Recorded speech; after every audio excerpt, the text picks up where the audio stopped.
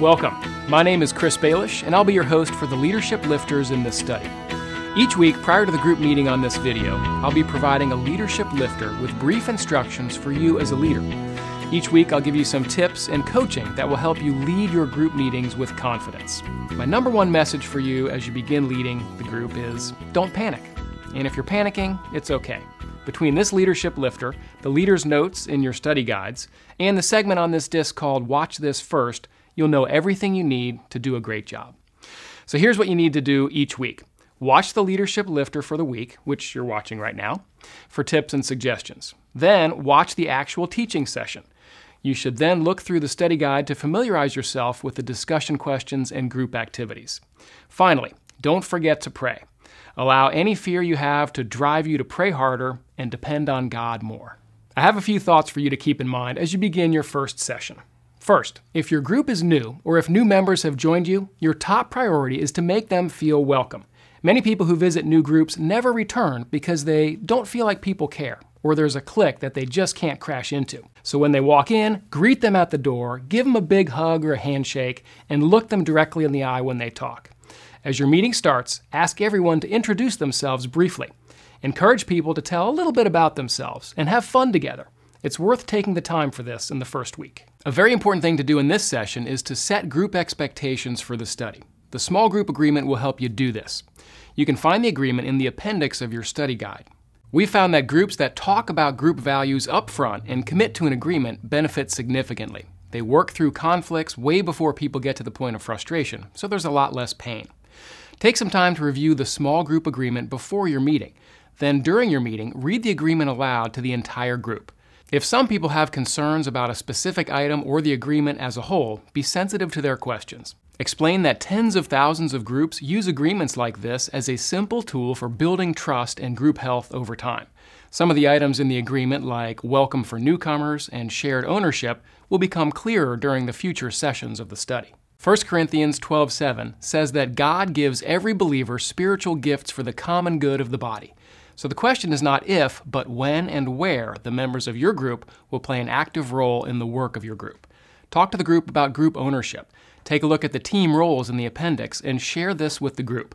Start now conveying the idea to your group that this is their group and not your group, and you want them to share in the decisions of the group. Each week you'll watch a DVD teaching for the session. We have provided a teaching notes page at the end of the session for note-taking. Encourage group members to record any key thoughts or questions they have and things they want to remember or follow up on. After watching the video teaching, you'll spend some time sharing through the discussion time.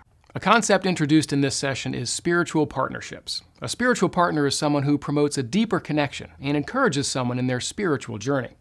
For many, spiritual partners will be a new idea. We encourage people to pair up with someone in the group for this study. We recommend that men partner with men and women with women. The personal health plan in the appendix is a tool for helping spiritual partners track the goals and progress they set for themselves during this study. Familiarize yourself with the personal health plan before the meeting so you can explain how to use it to the group. Be sure to have extra copies of the personal health plan available at this meeting in case you need to have a group of 3 spiritual partners. A key exercise in this session is the circles of life. Everyone in your group already interacts with at least a few people in the course of their daily life who need to connect with a Christian community. Group members are likely surrounded by people who are just waiting for an invitation to your group or a church service. Look at the circles of life in this session before your meeting and identify at least a half-dozen names you would write in those circles. Then when your group gets to this part of the study, you can share with them the people you listed. This will encourage them to participate in this important exercise. Use the prayer and praise report in the appendix to record the prayer requests of group members each week. This will prompt you to pray for each other weekly, to ask God for His guidance in each group member's life, and remind you of God's faithfulness as your group sees their prayers answered. Take a few minutes at the end of your meeting to fill out your small group calendar in the appendix of your study guide. The calendar will help you keep track of when you'll meet, and it will help you keep track of who will bring refreshments. Good groups have good refreshments. Group members who want more Bible study on the topic of each session can find it in For Deeper Study. If your group likes to do deeper Bible study between group meetings, consider having members study next week's For Deeper Study passages for homework. Then during your meeting, you can share the high points of what you've learned. I know that's a lot to take in for your first week, yet I know God will honor you for taking this step of faith. Thanks so much for your willingness to step out in faith to lead this group. Remember that when Moses was afraid to lead Israel, he told God, "Don't send me unless you're going to." And God said, "I will do the very thing you have asked, because I am pleased with you and I know you by name."